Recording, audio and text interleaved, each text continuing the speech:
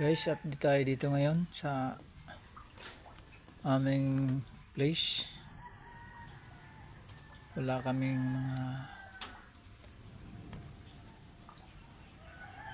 mga guests ngayon. Tag-ulan ang resort namin. Wala tayong kita ngayon, guys. Malamig, apaw-apaw. Still pa rin kami waiting sa tamang mga katatapos lang ng malakas na buhos ng ulan. Ayan guys, pero siyempre obligasyon natin na panatilihin ang kalinisan, kaya update tayo lagi sa pag nagbabrush lagi ng mga para hindi lumutin, mga kaibigan, mga ka guys dyan, mga ka vlogger. Yan,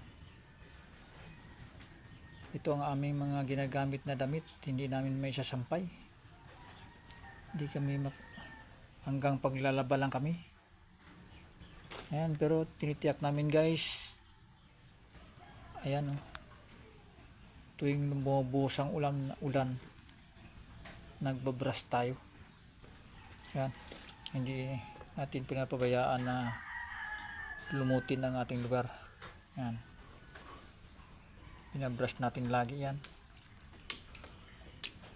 bilang malasakit natin sa may-ari.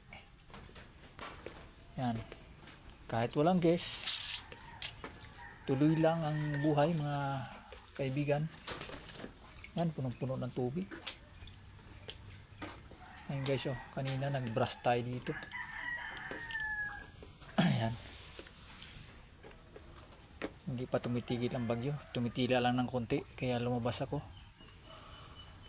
Ayan, pati ang mini fish pan natin, ayan, may isda pa naman lumalangoy, pero binabawasan natin ng guys, ang ating mini fish pan. Ayan, may mga isda pa naman siya, pero tingin ko nasa mga 10 na ang mga namatay kong tilapia. Yan, ito guys, kabrush lang natin dito kanina para sa panatili ng lugar na hindi lumutin. Yan, dito binabrush natin dito. Yan, kasi hindi naman tayo kailangan ng magdilig Yan, inalis natin ng wala ng lumot. Yan, so sa mga gusto pa rin na mag swimming, pwede pa naman mga kaibigan. Yan, malinis pa rin ang lugar namin, nakanda. Lang, panahon lang ang hinihintay. Siguro kung iaaraw ng konti, pwede na po tayo tumanggap ng booking. Ito guys, ang bilis dumami ng ko, binigay sa akin na Quiapo daw ang pangalan nito.